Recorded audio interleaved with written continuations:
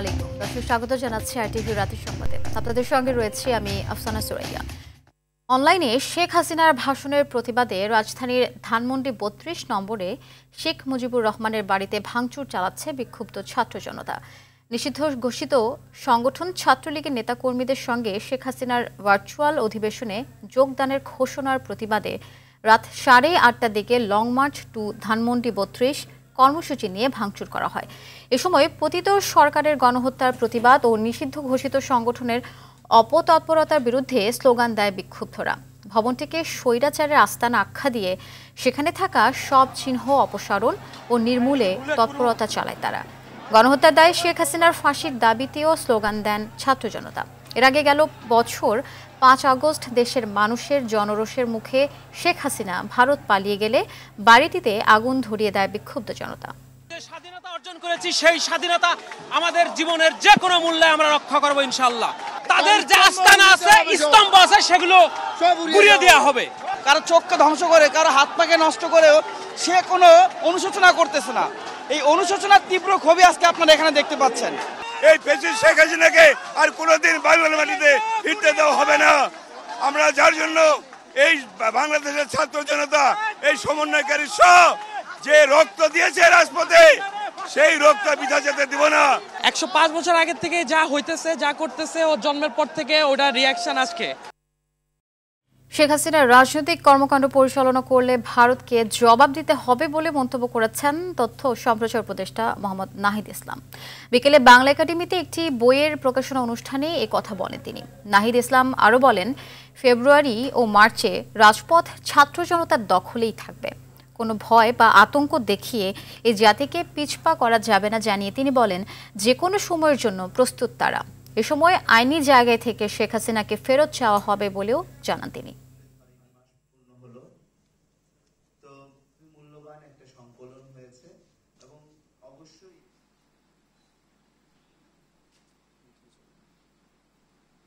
আলোচকরা মোটামুটি বললেন, ইন্ডিয়ান গভর্নমেন্টও এর আগেও বলেছি, আবারও বলবো বা বলতেছি যে তারা শেখ হাসিনাকে আশ্রয় দিচ্ছে, এটা তাদের একটা ব্যাখ্যা আছে। আমরা আমাদের জায়গা থেকে, কূটনৈতিক জায়গা থেকে, আইনি জায়গা থেকে শেখ হাসিনাকে ফেরত চাবো।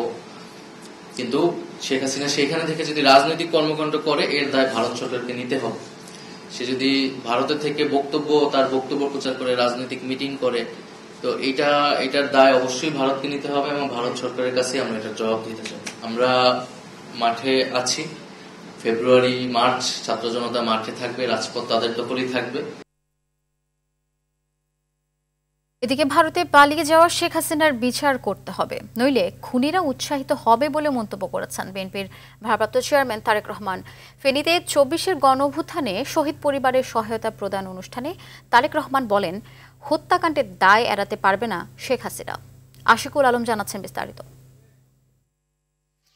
ফেনী, লক্ষ্মীপুর ও নোয়াখালী জেলায় 24-এর গণঅভ্যুত্থানে শহীদ পরিবারের মাঝে আর্থিক সহায়তা প্রদান অনুষ্ঠানের আয়োজন করে আমরা বিএনপি পরিবার। সোনাগাজীর সাবের পাইলট হাইস্কুল মাঠের এই অনুষ্ঠানে বিভিন্ন জেলার বিপুল সংখ্যক বিএনপি নেতাকর্মীরা অংশ নেন। এ সময় র্যাবের ক্রসফায়ারে নিহত সোনাগাজীর চরছান্দিয়া ইউনিয়ন যুবদল নেতা মাসুদের পরিবারকে ঘর উপহার দেন তারেক রহমান। পদযাত্রা বলেন। অনুষ্ঠানে বিএনপি নেতারা অন্তর্বর্তী সরকারের দায়িত্ব পালন, শেখ হাসিনার ষড়যন্ত্র ও আসন্ন নির্বাচন নিয়ে রাজনৈতিক দলগুলোর ভূমিকা তুলে ধরেন। আপনারা কোনদিন গণতন্ত্রের প্রতি অঙ্গীকার ছিল? আপনারা এরশাদের অধীনে বলেছেন নির্বাচনে যাবেন না, নির্বাচনে গেছেন, শেখ হাসিনার আঁচল ধরে আপনারা গেছেন। প্রত্যেকটি সময় জনগণের সাথে মুনাফিকি করছেন। আর আজকে ইঙ্গিতে ইশারায় বিএনপিকে নানাভাবে আপনারা দোষারোপ করার চেষ্টা করছেন। হাসিনার সঙ্গে যারা এই গুমখুরের সঙ্গে জড়িত ছিল, অত্যাচার, নির্যাতন, লুটপাটে জড়িত ছিল, তাদের বিচার চাই। এখানে আমাদের প্রত্যাশার জায়গা। ভিডিও কনফারেন্সে যুক্ত হয়ে বিএনপির ভারপ্রাপ্ত চেয়ারম্যান তারেক রহমান বলেন, দেশে আইনের শাসন ও মত প্রকাশের স্বাধীনতা প্রতিষ্ঠা করতে হবে। এই যে পালিয়ে যাওয়া স্বৈরাচার, ভারতে যেই স্বৈরাচার পালিয়ে গিয়েছে, তাকে এই বিচারের আওতায় আনতে হবে। এই হত্যার জন্য, এই খুন গুমের জন্য, এই জখমের জন্য হাজারো মানুষকে গুম করেছে, খুন করেছে, তার জন্য তার বিচার করতে হবে। তাকে কোনোভাবেই ছেড়ে দেওয়া যাবে না। এই হত্যার দায় দায়িত্ব তার, এই পালিয়ে যাওয়া স্বৈরাচারের, তার বিচার করতে হবে। তার যদি বিচার না হয় তাহলে যারা এত বছর ধরে গুম করেছে, যারা এত বছর ধরে খুন করেছে, যারা হাজারো লক্ষ মানুষকে জখম করেছে, তারা ভবিষ্যতে উৎসাহিত হবে। সংস্কারের দোহাই দিয়ে নির্বাচন বিলম্বিত না করতে অন্তর্বর্তী সরকারের প্রতি আহ্বান জানান তারেক রহমান। সংস্কার করে এটি কি কোনো ষড়যন্ত্র কিনা? যদি সংস্কার করে এই বিষয়টিকে যদি দীর্ঘায়িত করা হয় তাহলে দেশের সমস্যা বাড়বে। দলে অনুপ্রবেশ ঠেকানো ও অনুচরদের বিরুদ্ধে নেতাকর্মীদের সতর্ক করেন বিএনপির ভারপ্রাপ্ত চেয়ারম্যান। নতুন করে কিছু মানুষ আমাদের ভেতরে ঢুকে বিভ্রান্তি তৈরি করছে। আশিকুল আলম, RTV, ঢাকা। দেশের মানুষ গণঅভ্যুত্থানের মাধ্যমে আওয়ামী লীগকে প্রত্যাখ্যান করেছে। গণহত্যার জন্য জনগণ দলটির বিচার চায় বলে মন্তব্য করেছেন বিএনপির স্থায়ী কমিটির সদস্য সালাউদ্দিন আহমেদ। জাতীয় প্রেস ক্লাবে জাতীয় ঐক্য ও বর্তমান বাস্তবতা শীর্ষক আলোচনা সভায় এই মন্তব্য করেন তিনি। বলেন, শেখ হাসিনার দোসররা সরকারে ও প্রশাসনেও আছে, তাই সরকারের পক্ষে সফল হওয়া কঠিন।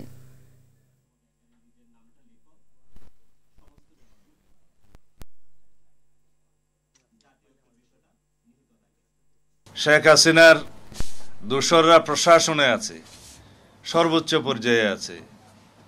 আমরা বলেছিলাম ফেসিবাদের দোসরদেরকে বহাল রেখে আপনি বেশি দূর এগোতে পারবেন না। গণহত্যা এবং মানবতা বিরোধী অপরাধের জন্য বিচারের ব্যবস্থা করা হোক। বাংলাদেশের মানুষ চায় বাংলাদেশ থেকে আওয়ামী লীগের ফেসিবাদী রাজনীতির একদম নির্মূল হয়ে যাক। দর্শক, এই মুহূর্তে ধানমন্ডি 32 নম্বরে আছেন সহকর্মী সুফিয়ান ফারাবি। সরাসরি টেলিফোনে যুক্ত হচ্ছে তার সঙ্গে। ফারাবি নিশ্চয় শুনতে পাচ্ছেন, একটু জানাবেন ধানমন্ডি 32 নম্বরের বর্তমান পরিস্থিতি কি দেখছেন, আমাদের জানান মিসাটু।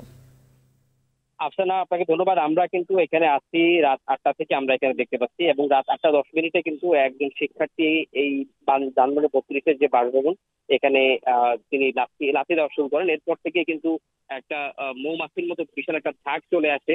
তারা এসে শিক্ষার্থীরা কিন্তু তাদের যে ক্ষোভ জমে থাকা দীর্ঘদিনের ক্ষোভ এবং সর্বশেষ জুলাই গণঅভ্যুত্থানের সময় 2000-এরও বেশি প্রাণ হারানোর যে বেদনা, সেইটা কিন্তু আজকে এখানে প্রকাশ করেন।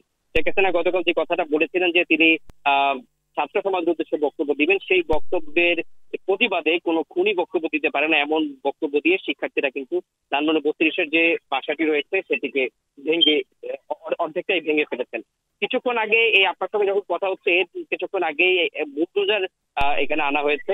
একটা বুলডোজার যাচ্ছিল রাস্তা দিয়ে, সেটিকে তারা সেই মালিকের সমর্থন নিয়ে সেটিকে 32 দিকে ঢোকানো হয়েছে, এবং কিছুক্ষণের মধ্যে হয়তো ভাঙচুরের কার্যক্রম শুরু হবে এবং ধানমন্ডি 32টাকে মাটির সাথে মিশিয়ে দেওয়া হবে। অন্যদিকে যে বুলডোজারটাকে আগে থেকে প্রস্তুত করে রাখা হয়েছিল, আমরা শুনতে পাচ্ছি সেটাকে সেনাবাহিনী আটকে দিয়েছে, এমনটা কিন্তু শোনা যাচ্ছে। তবে এখন পর্যন্ত আমরা এই তথ্যটি নিশ্চিত হতে পারিনি। আমরা 32-এর অবস্থান করছি এবং আমরা দেখতে পাচ্ছি যে কয়েক হাজার মানুষ এখানে, যেমন তাদের মধ্যে একটা ক্ষোভ দেখতে পাচ্ছি, তাদের মধ্যে তীব্র ঘৃণা দেখতে পাচ্ছি, এবং তাদের মধ্যে কিন্তু এক প্রকার উল্লাসও আমরা লক্ষ্য করেছি। তারা কিন্তু এই যে বিচারহীনতা, যেই পলাতক শেখ হাসিনা যে বিচার আওতায় আসেনি, সেইটার একটা বিচার বোধে তারা নিজে এখন করতে পারছেন। তারা এই 32-এ প্রতিটি ইট খুলে নিচ্ছেন এবং 32-এ যেভাবে পারছেন সেভাবে কিন্তু আসলে তার ক্ষোভ মেটানোর চেষ্টা করছেন। ভাই হারানোর যে বেদনা, সেই বেদনা প্রকাশ করার চেষ্টা করছেন। তবে এখন পর্যন্ত বুলডোজার দিয়ে ভাঙচুরটা শুরু হয়নি। আমরা এখন পর্যন্ত এই ছিল ধানমন্ডি 32 থেকে সর্বশেষ খবর। অসংখ্য ধন্যবাদ আপনাকে। জুলাই বিপ্লবের শহীদদের রক্তের সঙ্গে বেইমানি না করতে সবার প্রতি আহ্বান জানালেন জামায়াতে ইসলামীর আমির ডাক্তার শফিকুর রহমান। এদিকে জুলাই গণহত্যার বিচারের আগে কোনো নির্বাচন না মানার ঘোষণা দিলেন শহীদ পরিবারের সদস্যরা। জুলাই বিপ্লবের শহীদ স্মারকের মোড়ক উন্মোচন অনুষ্ঠানে এসব কথা বলেন তারা। এ সময় 5 আগস্টকে জাতীয় দিবস ঘোষণার দাবি জানায় জামায়াত। দেখুন অরণ্য গফুরের রিপোর্ট। রাজধানীর জাতীয় প্রেস ক্লাব মিলনায়তনে শহীদ পরিবারের সদস্যদের সঙ্গে নিয়ে 24-এর আন্দোলনে জুলাই শহীদদের জীবনী সম্বলিত 10 খণ্ডের বইয়ের মোড়ক উন্মোচন করেন জামায়াতে ইসলামীর আমির ডাক্তার শফিকুর রহমান। 10 খণ্ডের এই স্মারকে রয়েছে 2500 পৃষ্ঠা। সকল শহীদদেরকে শ্রদ্ধা করে স্মরণ করছি 6 মাস পার হলেও এখনও জুলাই শহীদদের বিচারের অগ্রগতি না থাকায় ক্ষোভ জানান স্বজনরা। অভিযোগ করেন শহীদদের চাওয়া নিয়ে আন্তরিক নয় কেউ। শহীদদের স্মৃতি সংরক্ষণের জন্য যা যা করছে একমাত্র জামাত ইসলাম, কোনো লোক, কোনো সংগঠন, কোনো দল আমাদের কাছে যায়নি। যারা খুব দ্রুত নির্বাচন করে অস্থির হয়ে যাচ্ছেন কেন? আমার সন্তান মাহফুজ সহ 2000 উপর ছাত্র জনতার হত্যার বিচার না হওয়া পর্যন্ত এদেশে আর কোনো নির্বাচন নয়। ইতিহাস সংরক্ষণে বরাবরই আত্মভোলা এ জাতি জুলাই শহীদদের জীবনী সংরক্ষণ উদ্যোগের জন্য জামায়াতকে ধন্যবাদ জানায় বিভিন্ন রাজনৈতিক দল ও সুশীল সমাজের প্রতিনিধিরা। দেশ গড়তে ভেদাভেদ ভোলার আহ্বান জানান তারা। এই আওয়ামী দোসর ফ্যাসিস্ট খুনিদের সবাই পালিয়ে গেছে এটা আমি বিশ্বাস করি না। অনেকেই বাংলাদেশে আছে, তাদেরকে গ্রেফতার করা হচ্ছে না। বাংলাদেশের মানুষ সেবক চায় এবং জামাত ইসলামী জনগণের সেবক হিসেবে সেই কাজগুলো করছে। প্রচলিত ধারার যে রাজনীতি, সেই রাজনীতি মানুষ এখন চায় না। এদেশের ইতিহাসকে বিস্মৃতি ও বিকৃতির ইতিহাস উল্লেখ করে দ্রুততম সময়ে জুলাই শহীদদের রাষ্ট্রীয় স্বীকৃতির দাবি জানায় জামায়াত নেতারা। শহীদদের আকাঙ্ক্ষা বাস্তবায়নে সংগ্রাম জারি রাখার কথাও জানান তারা। আগামী দিনের ঐক্যবদ্ধ, মানবিক এবং অর্থনৈতিক সমৃদ্ধ স্বনির্ভর বাংলাদেশ গড়তে চাচ্ছে। তার জন্য অবশ্যই সেই 5ই আগস্টকে জাতীয় ছুটির তালিকাভুক্ত করতে হবে, জাতীয় দিবস হিসেবে এটাকে স্বীকৃতি দিতে হবে। তারা চলে গেছে, আমানত আমাদের ঘাড়ে। তাদের রক্তের দিকে একটু তাকা, তরতাজা সেই শিশু, কিশোর, যুবক, নারী পুরুষের দিকে তাকা, যারা জীবন দিয়েছে তাদের দিকে তাকাইয়া বিপ্লবের সাথে অসঙ্গতিপূর্ণ এমন কোনো অপকর্ম মেহেরবানি কেউ করবেন না। স্মারকের কাজ চলমান থাকবে জানিয়ে শহীদদের আত্মত্যাগ বিশ্বকে জানাতে অন্যান্য ভাষায়ও স্মারক প্রকাশ করা হবে বলে জানান জামায়াতের আমির। যে কাজ করলে সকলের অভিশাপ আমাদের উপরে পড়ে। অরণ্য গফুর, RTV, ঢাকা। 48 ঘন্টার মধ্যে গণহত্যার বিচার ও আওয়ামী লীগকে নিষিদ্ধের বিষয়ে সরকারের অবস্থান স্পষ্ট না করলে প্রধান উপদেষ্টার বাসভবন যমুনা ঘেরাও করবে গণ অধিকার পরিষদ। এ ঘোষণা দিয়েছেন সংগঠনটির সাধারণ সম্পাদক মোহাম্মদ রাশেদ খান। তিনি অভিযোগ করেন গণহত্যার বিচারে সরকারের তৎপরতা নেই। রাজধানীর বিজয়নগরে দলটির কার্যালয়ের সামনে বিক্ষোভ মিছিল শেষে রাশেদ খান বলেন, আওয়ামী লীগ যে পাপ করেছে তার ক্ষমা নেই। আওয়ামী লীগের প্রতি সহানুভূতি দেখানো মানে শহীদদের রক্তের সঙ্গে বেইমানি করা উল্লেখ করে তিনি শেখ হাসিনাকে ভারত থেকে ফিরিয়ে বিচার নিশ্চিতের দাবি জানান। গত 16 বছরের গুম, খুন, উন্নয়নের নামে লুটপাট, অর্থ পাচার সহ মানবতা বিরোধী অপরাধে জড়িতদের দ্রুত বিচারের দাবিতে বিক্ষোভ করে দলটির নেতাকর্মীরা। 48 ঘন্টার মধ্যে এই উপদেষ্টাদেরকে জবাব দিতে হবে তারা আওয়ামী লীগের নিবন্ধন স্থগিত করবে কিনা। 48 ঘন্টার আন্দোলন দিচ্ছি। যদি আপনারা জনগণের কথা শোনেন, আমাদের কথা শোনেন, তাহলে ওই রাষ্ট্রীয় অতিথি ভবন আমরা জনগণকে সাথে নিয়ে আমরা সেটি ঘেরাও করব। রাজধানীর আদাবরে গার্মেন্টস কর্মী রুবেল হত্যা মামলায় ঝালকাঠি 1 আসনের সাবেক সংসদ সদস্য শাহজাহান ওমর, সাবেক আইজিপি চৌধুরী আব্দুল্লাহ আল মামুন ও সাবেক ডিএমপি কমিশনার আসাদুজ্জামান মিয়াকে গ্রেপ্তার দেখানোর আদেশ দিয়েছেন আদালত। ঢাকার মেট্রোপলিটন ম্যাজিস্ট্রেট MA আজহারুল ইসলামের আদালত এই আদেশ দেন। গত 5 আগস্ট বেলা 11টার দিকে রুবেল সহ কয়েকশো ছাত্র জনতা আদাবর থানার রিং রোড এলাকায় মিছিল বের করে। এ সময় গুলিবিদ্ধ হয়ে রুবেল মারা যান। এই ঘটনায় নিহতের বাবা রফিকুল ইসলাম বাদী হয়ে আদাবর থানায় মামলা করেন।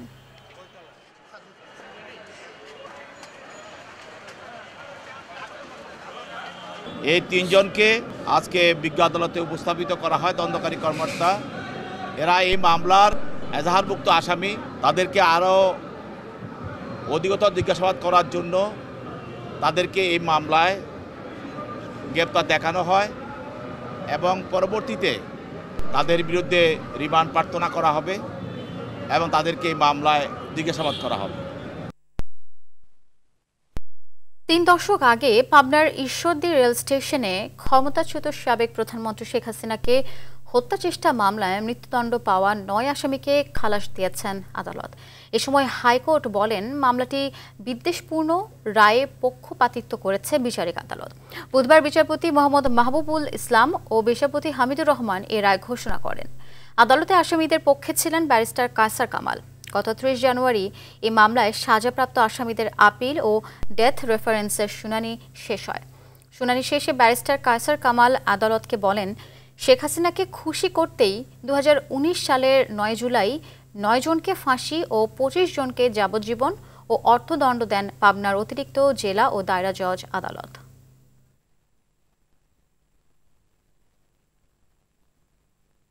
ফেব্রুয়ারি মাসেই আত্মপ্রকাশ হতে যাচ্ছে ছাত্র তরুণদের নেতৃত্বে নতুন রাজনৈতিক দল।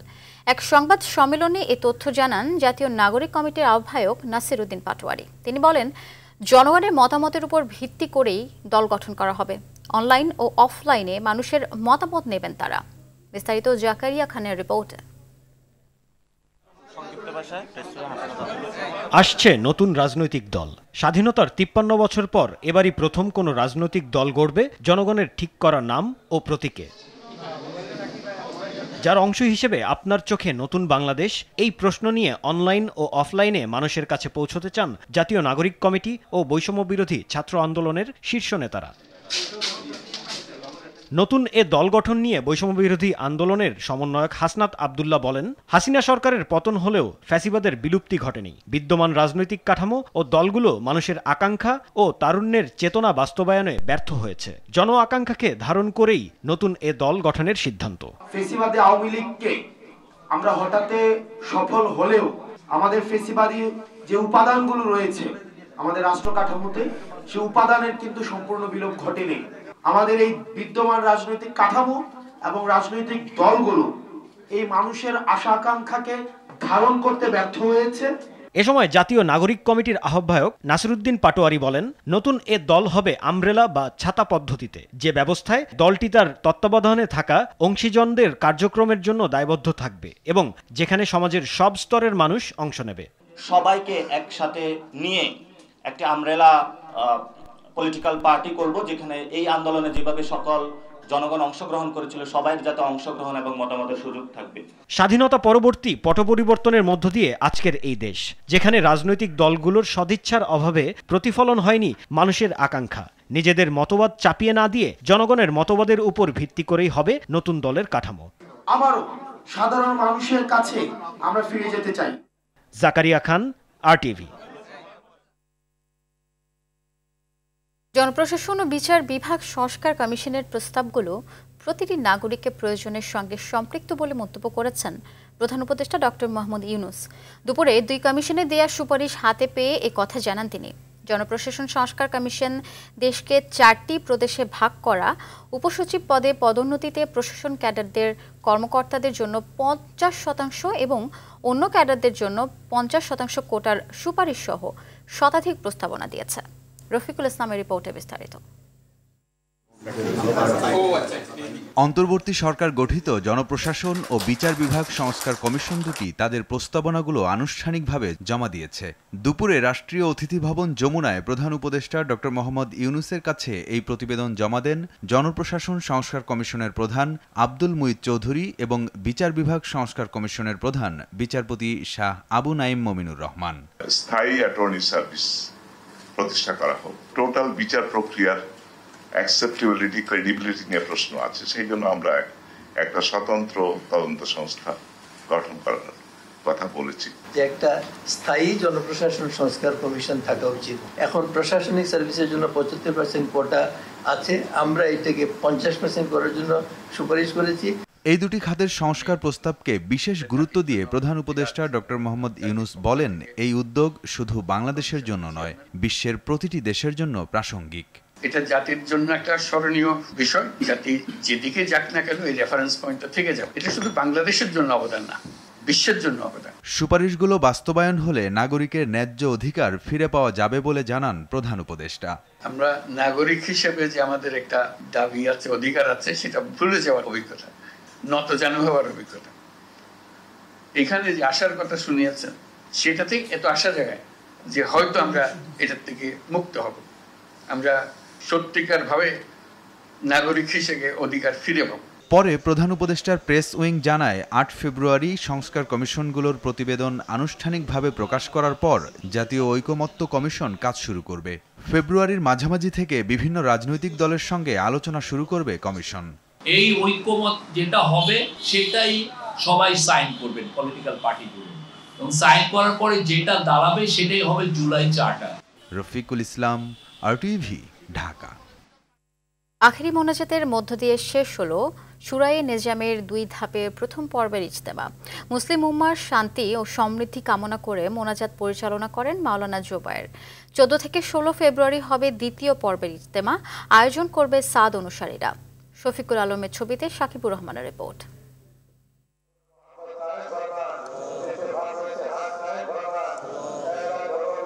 চোখের পানিতে 2 হাত তুলে আমিন আমিন ধ্বনিতে মুখর টঙ্গীর ইজতেমা ময়দান।